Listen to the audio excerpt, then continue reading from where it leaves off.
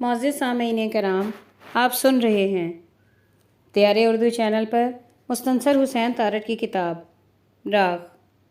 اگر آپ دیار اردو چینل پر نیو ہیں تو چینل کو سبسکرائب کرنا نہ بھولیں اور بیل آئیکن کو لازمی پریس کیجیے تاکہ آئندہ آنے والی تمام نئی اقساط آپ کو بروقت موصول ہوتی رہیں۔ اگر آپ مستنصر حسین تارڑ کی منتخب کردہ کتب میں سے اپنی پسند کی کوئی کتاب دیار اردو چینل پر سننا چاہتے ہیں تو ہمیں کمنٹ سیکشن میں اس سے لازمی آگاہ کریں۔ یہاں دفن ہے میرے بچے، سرکار میری کمپوزیشن موسیقار کا بچہ ہوتی ہے، یہاں دفن ہے، اور جب میں مروں گا اللہ بخشے تو ادھر میں دفن ہوں گا اور میرے ساتھ یہ دفن ہو جائیں گے۔ فن کو بیچیں گے نہیں، خواجہ صاحب بیچتے تھے۔ برگیتا مسکراتی رہی، وہ بہت زیادہ سمجھ نہیں پا رہی تھی، لیکن اس شخص کی انفرادیت اور طرز زندگی سے متاثر ہو رہی تھی۔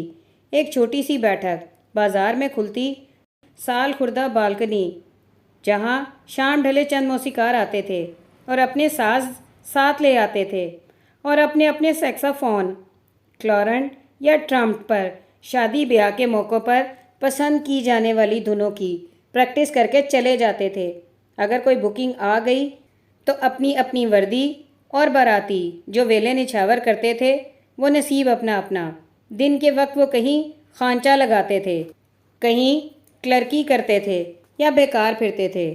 مشاہد نے اٹھتے ہوئے 50 روپے کا ایک نوٹ موسیقار آقا نواز کی گود میں رکھ دیا۔ بسم اللہ۔ موسیقار آقا نواز اٹھا اور ذرا لہرایا، پر جنج ڈولی کے پیسے الگ ہوں گے اور راجا کی آئے گی بارات کے الگ ہوں گے۔ گلی کوچے کوچے گلیاں۔ بدن میں سفر کی تھکان تھی، آنکھوں میں نیند بھری ہوئی، لیکن اس کے باوجود برگیتا میلے پر آئی ہوئی تھی اور شوقین میلے دی، اور میلے کے شوقین تھکتے نہیں، چلتے جاتے ہیں۔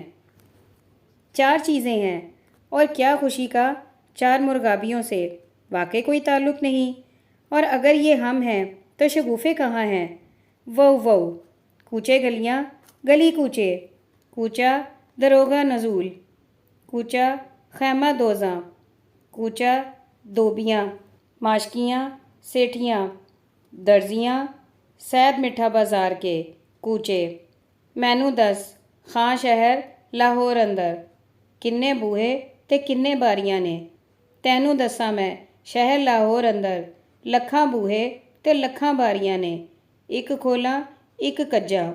قرۃ العین حیدر اپنے رکھ رکھاؤ میں بہت محو اور بہت بظاہر بے پرواہ ایک گلی میں جھانکتی ہیں۔ ارے یہ تو بالکل لکھنؤ کی طرح ہے، صرف ایک فرق کے ساتھ عینی آپا۔ وہ کیا؟ عینی آپا کی تیوری چڑھ جاتی ہے۔ لکھنؤ کب کا اجڑ چکا، لاہور آباد ہے۔ عینی آپا شاید ریئیکٹ کرنا چاہتی ہیں، پھر اوپر تنگ بازار کے اوپر آسمان کے ایک مختصر ٹکڑے کو دیکھتی ہیں۔ Maybe you are right. تینوں دساں میں شہر لاہور اندر، اور 4 چیزیں ہیں جو ہر دسمبر میں شاہ حسین باغبان پورہ سے عصر کے وقت چلتے تھے۔ دلی دروازہ، سنہری مسجد، مسجد وزیر خان، تنگ بازار، اور پھر ورک والا بازار جہاں چاندی کے ورک کوٹے جاتے تھے۔ ایک ردم ایسی جسے ورک کو بھی پہچانتے ہیں، گہری دھمک اور دل پر ضرب لگانے والی ردم، جس کے آگے صرف بے بسی اور بے اختیاری ہے۔ جب شاہ یہاں پہنچتے صادق ورک کوپ کی دکان کے آگے تو فرید الدین عطار سے بن جاتے اور ورک کوبی کی ضربوں پر دمال ڈالتے، اور پھر مغرب راوی کے کنارے پر پہنچ کر ادا کرتے، اساں اندر باہر لال ہے، اساں مرشد نال پیار ہے۔ مشاہد بھی اس ردم سے آشنا تھا۔ رنگ محل مشن ہائی اسکول سے واپسی پر موچی دروازے کی جانب چلتے ہوئے دھم دھم، کبھی مدھم، کبھی بلند، اور دھم دھما دھم دھم، ورک ورک ورک۔ ایک ڈھکے ہوئے بازار میں ایک باریش شخص کی دکان پر سب سے زیادہ آنکھوں والیاں اور سیاہ برقعوں والیاں پھوٹتی ہوئی کونپلیں تھیں، اور وہ صرف سرما بیچتا تھا۔ کوہ نور والا ہے، اور سخت بھی بیچتا تھا جو کشمیر والا ہے، اور یہ سیاہ ریش دکان کا آدھا سرما اپنی آنکھوں میں ڈالے کئی نسلوں سے صرف سرما بیچتا تھا اور سخت بیچتا تھا۔ یہ جو سیاہ اور پوشیدہ آنکھوں والیاں ہستی تھیں اپنے برقعوں کی اوٹ میں، جن کے چریرے بدن ابھی پھوٹ رہے تھے، تو یہ نیم خواندہ اندرون شہر کی لاہورنیں تھیں، اور ان کے دلوں کے اندر ہی عشق شاہ حسین والی دھمال ڈالتا تھا۔ اور یہ وہی کھوئیاں تھیں جہاں سے عاشق پانی بھرتے تھے، جنہ کھوئیاں تے پرن مشوق پانی۔ لال حویلی کے بارے میں سرکاری کاغذات پر مرقوم ہے پراپرٹی نمبر 749 ڈی۔ لال حویلی کی 4 منزلہ عمارت لوہاری منڈی بازار، جو کہ پیر بھولا اسٹریٹ کے شمال میں پڑتا ہے، واقع ہے۔ 1940 میں عنایت علی ولد میرا بخش اس کا مالک تھا۔ 1980 میں یہ سہیل اکرم، ممتاز بیگم، ایم سعید اور ایم صدیق کی جائیداد بن گئی۔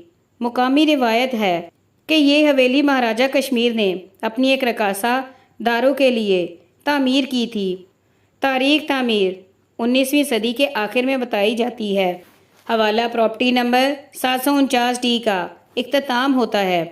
لوہاری منڈی بازار ڈھکا ہوا تھا، جیسے پاکستان بننے سے پیشتر شالمی کا سارا بازار ایک سرے سے دوسرے سرے تک ڈھکا ہوا ہوتا تھا، اور اس میں چلنے والیاں فربہ متمول ہندنیاں جب نظر اٹھا کر اوپر دیکھتی تھیں تو آگ برساتا آسمان دکھائی نہیں دیتا تھا، بلکہ کپڑے اور ترپال کے سائبان تنے نظر آتے تھے۔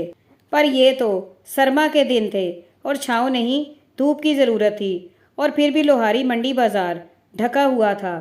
کہیں سے آسمان کا ایک حصہ اگر دکھائی دے جاتا تھا تو وہیں سے اس بازار کے سائبان پر جھکی جھلک دکھتی تھی۔ لال حویلی کی سرخ عمارت کے جھروکے اور کھڑکیاں حیرت کی ہیبت میں اتنے گم کہ ان کی اینٹیں اکھڑتی تھیں اور پلستر لرزتا تھا، اور وہ حیرت کی ہیبت میں گم، لا علم کہ اینٹیں اکھڑ رہی ہیں اور پلستر لرزتا ہے۔ راستہ ایک تنگ اور گندی نالیوں والی گلی کے اندر تھا، اور دروازہ کھلا تھا، اور اس دروازے میں سے بھی سریچ اور چمڑے کی مخصوص بو نیچے اتر رہی تھی۔ سیڑھیاں جو اوپر جاتی تھی دماغ کو گھماتی تھیں، اتنی تنگ اور عمودی کہ صرف دیکھنے سے یقین نہیں آتا تھا کہ ان پر پاؤں رکھ کر اوپر تک جانا ممکن ہے۔ دروازے سے متصل ایک مخصوص لاہوری وضع کے مکان کی تاریکی میں سے جھانکتا ہوا ایک نوجوان انہیں دیکھ کر مسکرایا، بلکہ یہ کہنا مناسب ہوگا کہ برگیتا کو دیکھ کر مسکرایا، اور کھڑکی سے کود کر ان کے پاس آ گیا۔ Are you tourist? نہیں، برگیتا نے کہا، پاکستانی۔ نوجوان نے کچھ دیر اپنے مستقبل کے لائحہ عمل کے بارے میں سوچا، جس میں مایوسی سے سر ہلاتے ہوئے اپنے مکان میں واپس لوٹ جانا سر فہرست تھا۔ دوسرے نمبر پر صرف شغل میلے کے لیے ان کے ساتھ گپ شپ لگانا، ٹائم پاس کرنے کے لیے۔ چنانچہ اس نے سر کھجایا اور کہنے لگا، میرا خیال ہے کہ آپ تو ادھر آتے جاتے رہتے ہیں۔ اس نے مشاہد کو غور سے دیکھا۔ مشاہد خاموش کھڑا رہا۔ جناب عالی، یہ کنجری کی حویلی ہے۔ اس نے لفظ کنجری کا رد عمل ان کے چہروں پر نہ پا کر پھر سر کھجایا اور ٹائم پاس کرنے کے لیے باتیں کرنے لگا۔ ہاں جی، کنجری کی حویلی ہے، بہت لوگ دیکھنے آتے ہیں۔ بے غیرتی بہت ہو گئی ہے پاکستان میں۔ ہمارے مولوی صاحب نے پچھلے جمعے کہا تھا کہ اس پر برجیاں بنا کر مسجد بنا لیں تو پاک ہو جائے گی، پر جی کون مانتا ہے؟ مشاہد نے نوجوان کے کندھے پر ایک دوستانہ تھپکی دی۔ کیا نام ہے تمہارا؟ غفور۔ یہ لوگ کسی کو اندر نہیں آنے دیتے، کہتے ہیں ہمارے کام کا حرج ہوتا ہے۔ ایک بندہ بھی چکر لگا جائے تو کاریگر اسے دیکھتے ہیں، اور کم سے کم 30 گرگابیاں کم بنتی ہیں۔ یہاں بھی گرگابیاں بنتی ہیں؟ برگیتا نے پوچھا۔ ہاں جی۔ وہ برگیتا کے التفات سے خوش ہوا۔ لیڈی شوز کی ایڑیاں، گرگابیاں تھوک کے حساب سے بنتی ہیں، درجنوں کاریگر لگے ہوئے ہیں، کارخانہ ہے موچیوں کا۔ ادھر شہر کے اندر جتنی بھی پرانی حویلیاں ہیں ان میں سے اکثر میں یہی کام ہوتا ہے۔ کرایہ بہت دیتے ہیں گرگابیاں بنانے والے، یہ ہر کسی کو اندر نہیں آنے دیتے، پر میرے واقف ہیں۔ آؤ، آ جاؤ بہن جی۔ اس کی شہدی نظر برگیتا کے واضح بدنی زاویوں سے ہٹتی نہ تھی، اور اپنی جنسی خواہش کو بہن جی میں لپیٹ دینا کتنا آسان اور محفوظ ہے۔ سیڑھیوں کی تعمیر جان بوجھ کر اس انداز میں ترچھی کی گئی تھی کہ ہر قدم کے بعد اگلا شخص اوجھل ہو جاتا تھا۔ صرف اتنی گنجائش تھی کہ ایک شخص اوپر جا سکے یا نیچے آ سکے۔ سیڑھیوں میں کہیں کہیں چوکور روشن دان تھے جن سے شہر کا شور اندر آتا تھا۔ اندر گراؤنڈ فلور پر ایک فوارے کے خشک باقیات تھے جس کے گرد ایک ہشت پہلو تالاب میں جہاں پانی ہوتا تھا وہاں سلیج کے ڈبے اور چمڑے کی قطرنیں تہہ در تہہ پڑی ہوئی تھیں، اور اوپر چوتھی منزل تک تمام کھڑکیاں درجنوں رنگ دار شیشوں والی بیل بوٹوں اور گل رنگ بیل بوٹوں والی کھڑکیوں کے پٹ پہلی سے چوتھی منزل تک سارے کے سارے اسی مرکزی ہال میں خشک پڑے فوارے پر کھلتے تھے جس میں سلیج کے ڈبے اور چمڑے کی قطرنیں پڑی تھیں۔ وہ ہر منزل پر پہنچ کر کھڑکی سے نیچے جھانکتے اور نیچے موچی جوتے بناتے ہوئے اور فوارے کے تالاب میں سلیج کے ڈبے اور چمڑا۔ چوتھی منزل پر ایک مستطیل کمرہ تھا جس کا بڑا جھروکا بازار پر کھلتا تھا، اور جھروکے کی چھت پر کسی باکمال کاریگر کے ہاتھوں کی صنائی گل بوٹوں اور پچیکاری کے کام میں اب بھی رنگ دکھاتی تھی۔ رنگین شیشوں کے موزیک میں ایک کائناتی توازن تھا، اور ایسے اور بھی کمرے تھے جن کے سنگے مرمر اور سنگے سرخ کے فرش ایسے تھے کہ نظر ان پر پڑتی تو وہیں رہ جاتی، اور ان میں بھی کھڑکیاں اور جھروکے ایسے تھے کہ تصویریں تھیں۔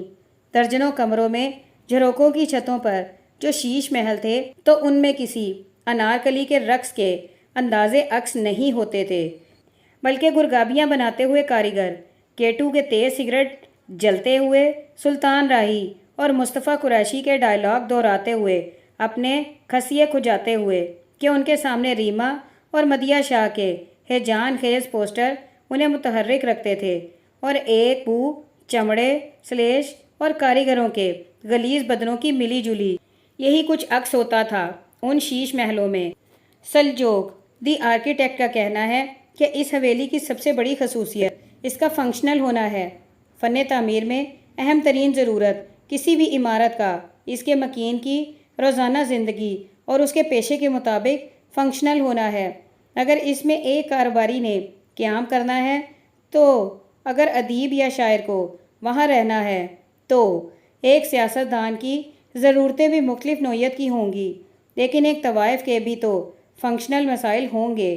پرائیویسی، نیم تاریکی، فوارے کے پائپوں کی ٹپ ٹپ کا رومانس، خواب گاہیں، یہاں تک کہ رسائی آسان نہ ہو، اور یہ سب فنکشن لال حویلی میں موجود تھے۔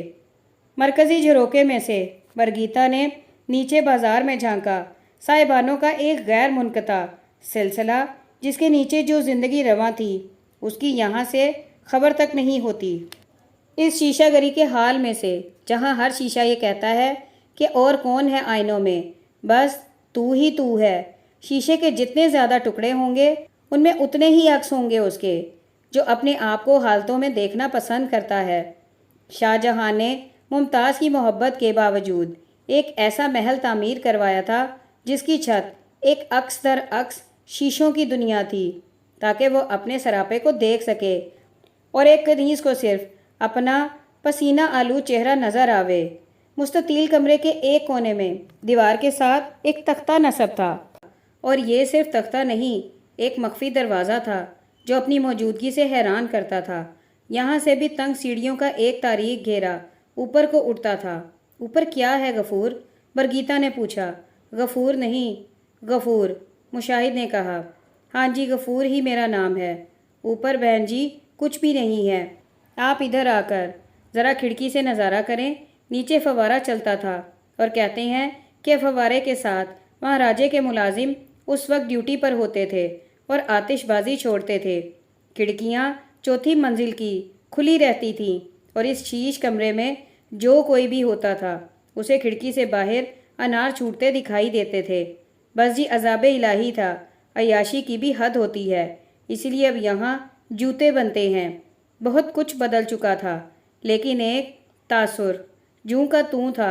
حویلی کے کھڑکیوں، روشن دانوں اور دروازوں میں سے اندر آنے والی روشنی کے آہستہ آہستہ تاریک ہوتے زاویے وہی تھے۔ عمارت کی گہری سرخی میں ایک نیم سیاہ کیفیت تھی۔ باہر دسمبر کی صبح تھی لیکن اندر شام ہو رہی تھی۔ خواہشوں کا ایک اندھیرا ہمہ وقت اتر رہا تھا۔ ان دنوں جب حقیقت میں شام اترتی تھی تو شاید ادھر چوکٹوں پر اور جھروکوں میں اور رنگین شیشوں کے عقب میں دیے جلتے تھے۔ اینٹ اور گارے میں کاما سترا کی تفسیر پر گیتا نے ایک ہچکی بھری کہ اس پر یہ حویلی جنس اور خواہش کے انکشاف کے طور پر ظاہر ہو رہی تھی۔ کیا ہم اوپر جا سکتے ہیں؟ اوپر کچھ بھی نہیں ہے، مشاہد نے پلٹ کر کہا۔ ایک کاریگر جو بہت دیر سے برگیتا کی پشت پر سلیشی نظریں جمائے انہیں دیکھ رہا تھا مسکرایا۔ اوپر مائی نورا ہے جی۔ مشاہد بھی مسکرایا اور دیوار میں نصب تختے کو ایک کونے سے پکڑ کر اپنی جانب دھکیلا، جیسے وہ جانتا تھا کہ کس زاویے سے وہ کھلے گا۔ وہاں بھی سیڑھیاں تھیں اور تنگ سیڑھیوں کے گھیرے میں دم گھٹتا تھا۔ ورٹیگو کی کیفیت ذہن پر سوار ہوتی تھی۔ سیڑھیوں کے گھیرے کا جہاں اختتام ہوتا تھا وہاں بھی ایک تختہ تھا، لیکن وہ رکا تو برگیتا کا ماتھا اس کی کمر سے آ لگا۔ وہ کھانسا اور آگے ہوا۔ آگے ایک مختصر سی نیچی چھت کا کمرہ تھا اور چھت پر اور یہاں بھی شیشے کا نازک کام جیسے ٹوٹنے کو ہو۔ کمرے کی وسعت جتنا ہی ایک جھروکا جس کے جھکاؤ پر نیلے اور زرد رنگوں میں باریک بیل بوٹے اور دربار کے منظر تھے۔ جہاں جہاں سے یہ آرائش اکھڑ چکی تھی وہاں کہیں صرف لباس تھے اور سر نہ تھے، اور کہیں درباریوں کے درمیان میں سے اینٹیں ظاہر ہو رہی تھیں۔ یہ نیم تاریکی میں کم دکھائی دے رہے تھے، لیکن دربار کا جلال اور شاہی لباس ابھی تک برش جس نے انہیں بنایا تھا اس کے رنگوں میں گیلے اور تازہ لگتے تھے۔ فرش سیاہ پتھر کی سلیں تھا جس پر چند ان دھلے برتن، ایک سلور کی دیچکی اور چینی کی کچھ پیالیاں جن کے کنارے ٹوٹے ہوئے تھے، اور ان کے درمیان میں بیٹھی ہوئی خاتون کی جھکی ہوئی پشت ان کے قدموں کی چاپ سے سیدھی ہوئی، اور اس نے مڑ کر دیکھا۔ مشاہد جی، بسم اللہ۔ وہ راکھ بھرے ہاتھوں کو گھٹنوں پر رکھ کر بمشکل اٹھی کہ گھٹنوں کے درد کی ٹیسیں اس کی زبان تک جاتی تھیں۔ لنگ آؤ۔ سیاہ آنکھیں جن میں مشاہد کے لیے شک کے جھروکے تھے اس کی جانب واہ ہوئے کہ تم اسے جانتے ہو اور مجھے بے خبر رکھا۔ یہ میری بیوی ہے۔ مشاہد نے ہاتھ کا اشارہ کیا۔ لگتی تو دیسی ہو پر بڑا مشکل اور انگریزی نام ہے تمہارا۔ وہ ابھی تک جوڑوں کے درد میں سے اٹھ رہی تھی۔ مشاہد جی تمہارا ذکر کرتے رہتے ہیں، آ جاؤ۔ اس نے مشاہد نے برگیتا کو دیکھا کہ اسے دیکھ لو، اس کی شکل دیکھ لو۔ اسے خفیہ رکھنے کا کوئی مقصد نہیں ہو سکتا۔ تم جوانی کے تناسب میں ہو اور یہ ایک بڑھیا ہے 70 سے اوپر، تمہیں اس سے کیا خطرہ لاحق ہو سکتا ہے؟ لیکن اس کے باوجود برگیتا نے یہاں حسد کی وہی سول اپنے سینے میں کھپتی محسوس کی جو وہ مشاہد اور مردان کی الفت بھری ہنسی سے 7 کمروں والی کوٹھی کے مستطیل کمرے میں آتی ہنسی سے محسوس کرتی تھی۔ بیٹھو، پر ادھر کوئی تمہارے لائق تو جگہ نہیں ہے۔ اس نے ایک دیوار کے ساتھ لگی ایک پیڑھی فرش پر سیدھی کر دی۔ وہ جب کھڑی ہوئی تو اس کی استادگی میں ایک عجیب شاہانہ پن تھا، ایک حسن کا گم گشتہ غرور تھا، پر حسن ان جھریوں میں اور دھسی ہوئی آنکھوں اور ان کے گرد کوئے کے پاؤں ایسے حلقوں میں تو نہیں تھا۔ چائے پیو گے؟ اس کا سراپا آئینوں میں چلتا تھا، اور کون ہے آئینوں میں؟ بس تو ہی تو ہے۔ جب آئینے تھے تو حسن نہیں تھا، اور اب آئینے ہیں پر حسن کہاں؟ وہ راکھ بھرے جھریوں والے ہاتھوں سے ٹوٹے ہوئے کناروں والی چائے کی پیالیاں انہیں تھماتے ہوئے ایک خاص سر میں حرکت کرتی تھی۔ آج کا سکور کیا ہے؟ مشاہد نے اس کی طرف دیکھے بنا پوچھا۔ وہ ہنسی۔ چند دانت، بہت سارے خلا، اور خلا پر کروٹیں لیتے جھکتے ہونٹ جو مرجھاہٹ سے مردہ ہو چکے تھے۔ میں 30 گربابیوں کو ایڑیاں لگا چکی ہوں، صرف 20 اور میرے دن کا خرچہ نکل آئے گا۔ تم کیوں پوچھتے ہو؟ بس یوں ہی۔ اسے بتایا ہے کہ میں کون ہوں؟ اور جب اس نے اسے کہا تو آنکھ سے ایک اشارہ کیا، اور آنکھ کے گرد جھریوں کے جال نہ ہوتے تو یہ اشارہ بہت پرکشش ہوتا۔ نہیں تو پھر بتاؤ نا مشاہد جی۔ یہ نورا ہے، اسے چھپانے کا مجھ سے راز رکھنے کا کوئی جواز تو نہ تھا۔ پھر مشاہد نے ایسا کیوں کیا؟ آج تک اس نے کوئی بات، کوئی شخص مجھ سے خفیہ نہیں رکھا۔ وہ اپنی ناپسندیدگی کو ضبط کر گئی اور پھر نورا کی طرف دیکھا اور مسکرائی۔ اس نے دیکھا تو وہ جھکی اور ہتھیلی ماتھے پر لے گئی اور جھکنے میں اس کے جوڑوں کے درد نے اسے بہت اذیت دی۔ اس نے آنکھ سے پھر وہی اشارہ کیا، تمہاری بیگم صاحبہ کو چھت پر لیے چلتے ہیں۔ اوپر چھت پر ان کی آنکھیں چندیائی ہوئیں بند ہونے لگیں، جیسے قیدی اپنے تاریک کوٹھڑی میں سے باہر صحن میں قدم رکھتا ہے۔ وہاں ایک وسیع کمرہ بھی تھا، جس کے 1/4 حصے میں چھت کے ساتھ ایک نیم بالکنی بھی تھی، بالکل خالی اور ویران اور شہر پر کھلتی، اگرچہ اب کیلوں سے بند کھڑکیوں کے رنگین شیشے کہیں تھے اور کہیں نہیں تھے۔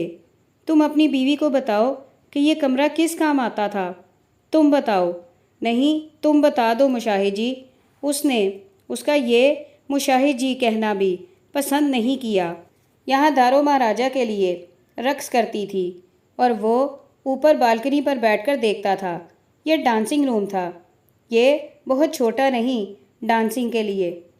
یہ بہت چھوٹا نہیں ڈانسنگ کے لیے۔ دارو عام طوائف تو نہیں تھی، نورا ناراضگی سے بولی۔